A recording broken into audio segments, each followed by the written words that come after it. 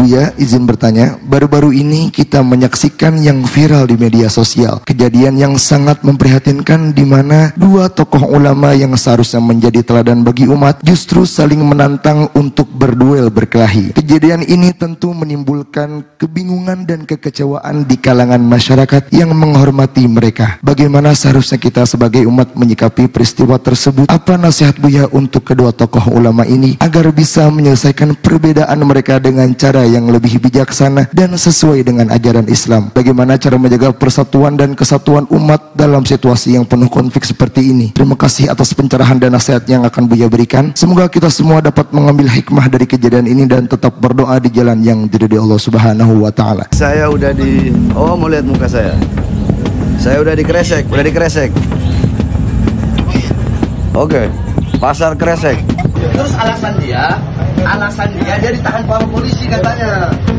Makanya bisa samperin ke sana. Logo gak usah bagaimana? Saya dari dulu nggak pernah bang bikin rusuh, bikin kacau, nggak pernah. Tapi kalau masalah harga diri saya ditantang, saya datang.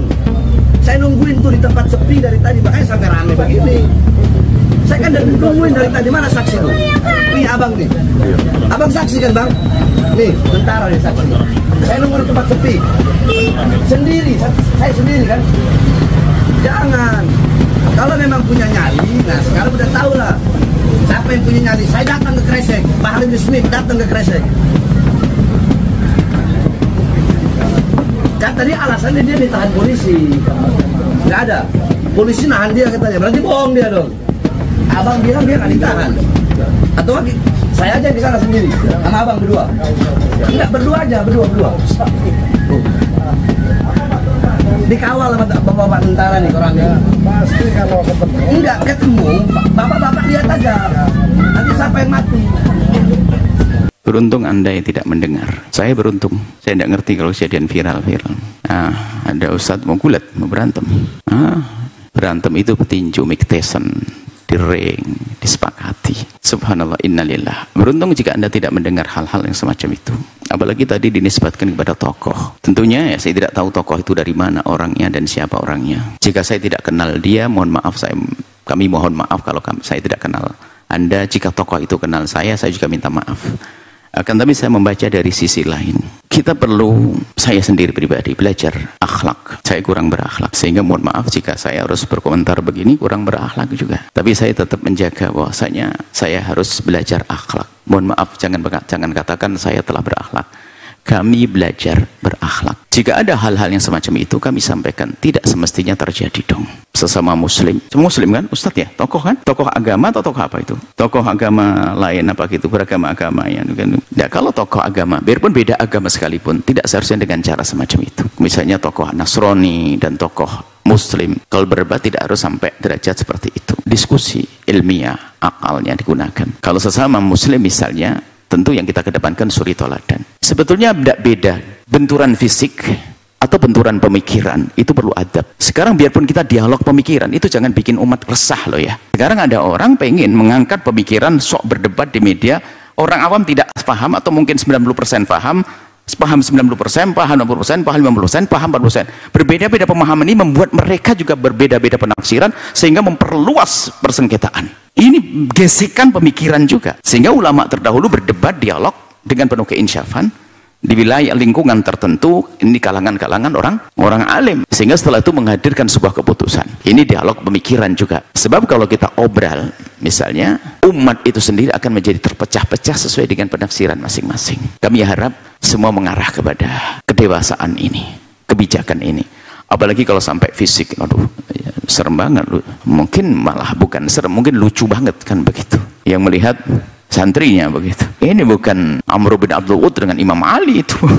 Ini bukan pertikaian antara Sayyidina Hamzah dengan siapa begitu, bukan ini. Ini adalah muslim dengan muslim, Masya Allah. Tidak boleh terjadi yang demikian. Maka dari sinilah kami himbau kepada siapapun Anda, bersuri toladanlah kepada, mohon maaf, orang di kiri kanan Anda sajalah yang mudah, yang tidak mengajari permusuhan. Jika Anda harus bersuri toladan kepada orang lalu Anda menjadi sok, jadi dikit-dikit ngajak berantem, lah ini bagaimana Anda ini? Oh, ini umat Islam kok jadi gampang gulet, ini bagaimana? Mana keindahan rahmatan lil alamin? Kami juga mohon maaf jika kalimat kami membuat pertikaian, kadang-kadang juga tanpa kami sengaja, tentu ada kalimat-kalimat yang membuat berselisih fahamnya antara hamba dengan hamba. Akan tapi dari medan mulia ini, kalau betul katanya viral ya kami sampaikan tidak seperti itu, tidak seharusnya seperti itu, apapun alasannya. Dan kok pada tahu bagaimana? Di video barangkali gitu, di video lah, ini kan repot sekali video. Sekarang kita ini semuanya video, mau makan di video, mau ini video.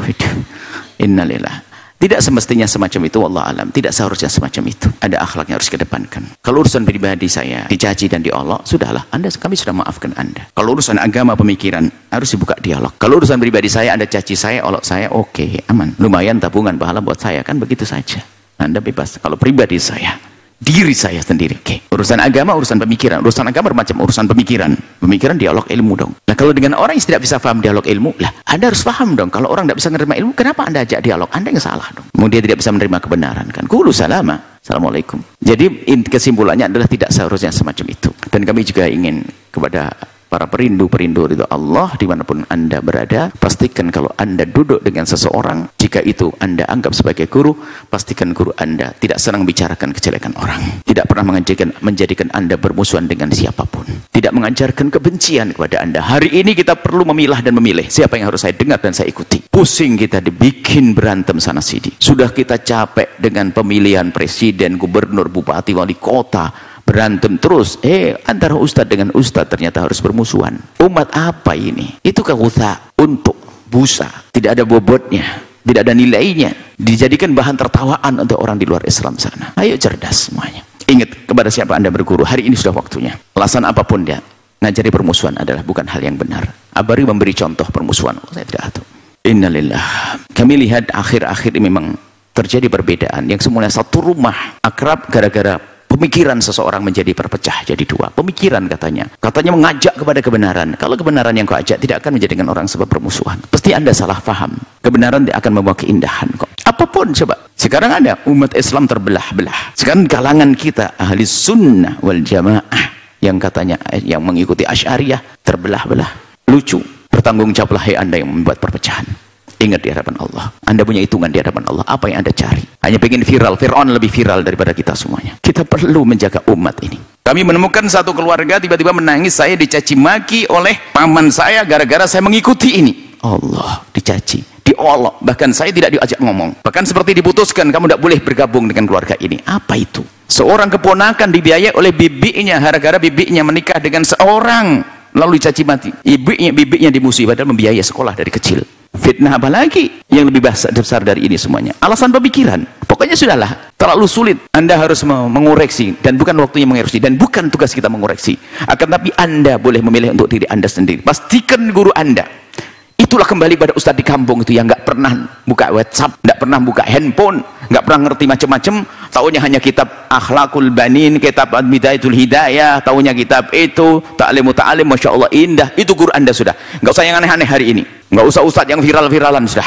Anda perlu sejuk sekarang. Kembali ke kampung Anda sudah. Istimewa itu, surga Anda. Yang kerja-kerja sudah, berguru yang benar. Apa artinya kita semakin hari permusuhan? Kami lihat hangat sehingga ke bawah-bawah. Ustadz mulai merame-rame. Wah, kayak itu jujur. Bisa jadi pertama kali melihat ceramahnya itu bukan ceramahnya dilihat seperti apa. Mau koreksi ceramahnya, enggak. Lihat berapa ribu yang nonton. Berapa ribu yang nonton. Wah, viral ini. Buat lagi kayak begitu, ajib. Kita sudah bersahabat dengan setan viral. Hati-hati, sedih hari ini. Anda punya akal ya Mbak Allah, Anda punya akal. Bergurulah, karena kita ingin selamat di akhirat. Jika majelis ini menjadikan hati Anda berporak-poranda, Anda tinggalkan majelis ini. Nah, hati saya, kami mendengar, alhamdulillah kami tidak terlalu akrab dengan berita-berita begitu, video-video baru apa Anda aja. Cuman kami sering datang, fulan bu ya, saya mendatangkan orang begini. Kayaknya kalau nonton-nonton begitu nggak kurang terlalu sempat deh. Saya duduk dengan orang saja berjam-jam kadang-kadang, nggak beres-beres. Kemarin ini nggak selesai waktunya mendengar pengaduan-pengaduan. Permasalahannya gara-gara itu semuanya. Lihat indah yang diajarkan Nabi. Sekarang kita duduk dengan sesama muslim saja tidak bisa baik. Padahal baginda Nabi mengajari duduk dengan orang di luar Islam pun bagaimana kita mesra dan indah. Seimbang, duduk dengan muslim indah, dengan di luar Islam indah. Sekarang ada macam-macam keunikan. Duduk dengan di luar Islam indah, sama muslim nggak indah. Juga nggak benar begitu. Ada lebih akrab dengan di luar Islam, tapi dengan kaum muslimin memusuhi. Ya nggak benar juga.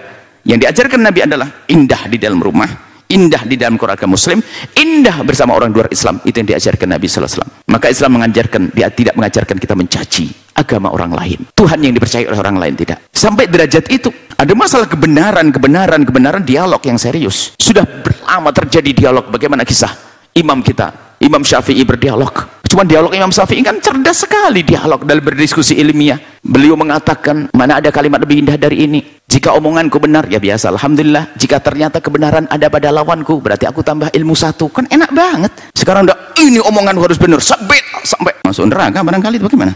Innalillah. Semoga Allah menjaga hati kita semuanya. Bergurulah di kampung masing-masing kepada ustadz yang lembut, ustadz yang tidak pernah bicarakan apakah presiden, wali kota, gubernur, artis. Bukan urusanmu. Urusannya adalah bagaimana membersihkan hati kita. Apalagi mencaci tokoh-tokoh, ulama-ulama, Allah-Allah. Aduh, enggak, bukan Anda. Anda tidak boleh berguru dengan semacam itu. Anda akan rugi. Karena apa? Kebenaran belum tentu masuk di hati Anda. Yang ada kebencian di hati Anda. Sehingga hati Anda menjadi terlatih membenci. Sehingga kebencian pun sudah menjadi kebiasaan di hati Anda. Sehingga besok Anda benci kepada suami, kepada anak, kepada ponakan, kepada saudara. Karena hati sudah kotor. Semoga Allah menjaga hati semuanya.